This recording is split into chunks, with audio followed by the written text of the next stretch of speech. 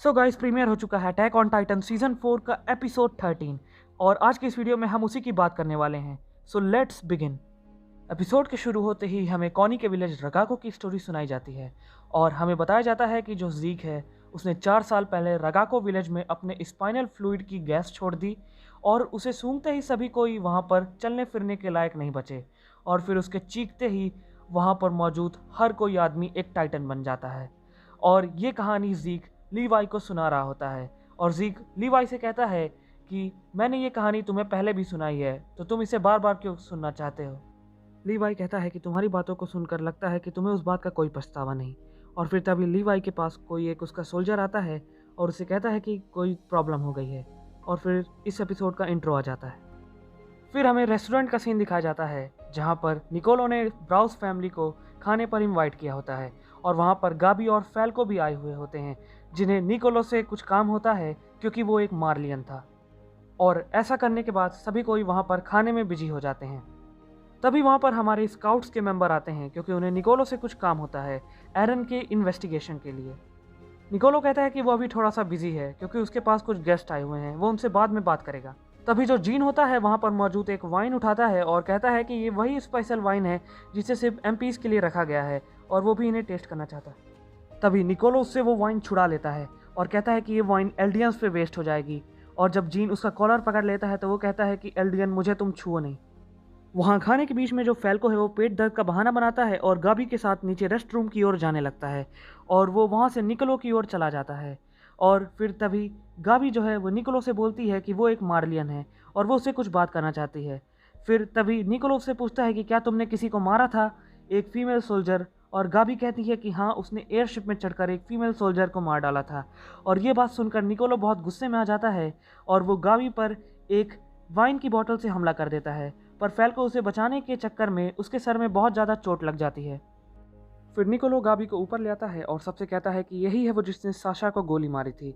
और वो mister browse से कहता है कि आप इसे चाकू से मार दीजिए, नहीं तो मैं इसे मार दूंगा। वहाँ पर आए हुए सभी स्काउट्स भी निकोलो को रोकने की कोशिश करते हैं लेकिन वो उनकी बात नहीं सुनता।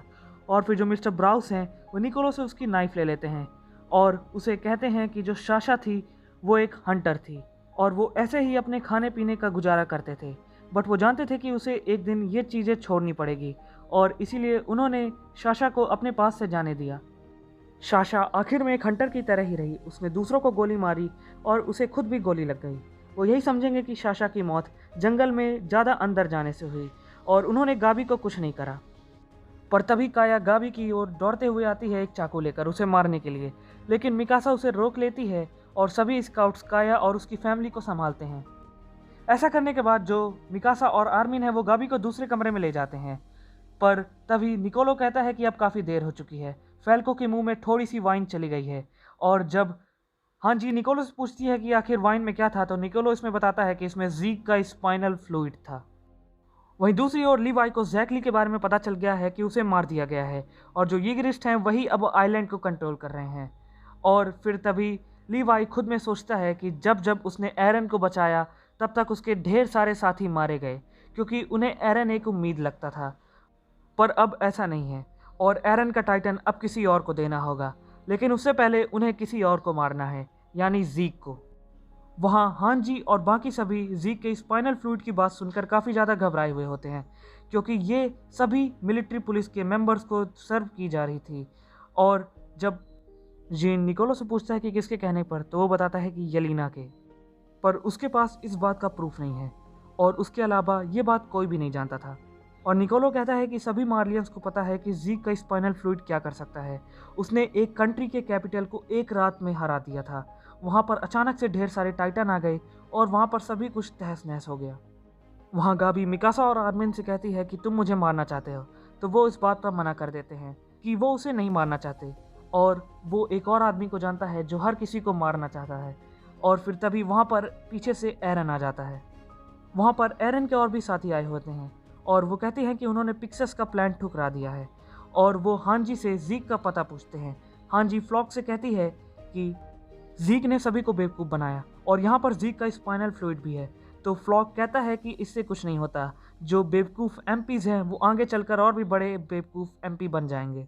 तभी हांजी कहती है कि मैंने तो तुम्हें एमपीज के बारे में बताया फ्लूइड सर्व तुम्हें इस बात का कैसे पता चला। तभी फ्लॉक हांजी को शांत रहने का इशारा करता है और सब समझ जाते हैं कि एरन और फ्लॉक बाकी सभी को भी पता है कि एमपीज को। फिर फ्लॉक हांजी को अपने साथ में ले लेता है और एरन के पास जाकर कहता है कि अब उनके निकलने का टाइम हो गया है। एरन मिकासा और आर्मिन से कहता है कि वो उससे कुछ बातें करना चाहता है।